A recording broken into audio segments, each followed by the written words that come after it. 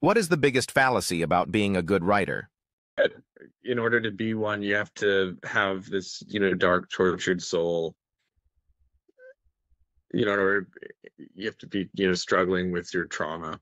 And it's one of these things that I find a bit dangerous because there's the temptation, I think, for a lot of writers to be like, oh, well, I don't really feel it yet. What if I, do a lot of drugs? What if I drink a lot of booze? What if I, you know, I should be mentally scarred to be a writer? And it's like, no, you don't have to be, and you shouldn't seek it out.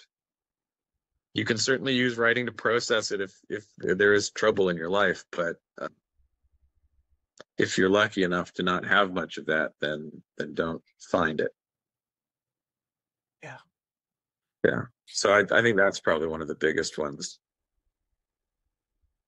I think the maybe bigger, but certainly close in magnitude would also be the it's a similar image, isn't it, of the tortured genius cradling his head in his hands or her head in her hands until inspiration strikes, and then in a sudden flood of writer genius, they transcribe an entire work of amazing art overnight.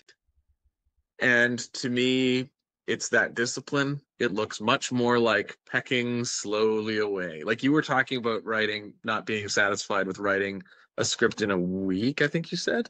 Yeah, I can do quick writing like that, but I find that most scripts, somewhere between 1 month and three, is what you're looking at. And that's not me trying.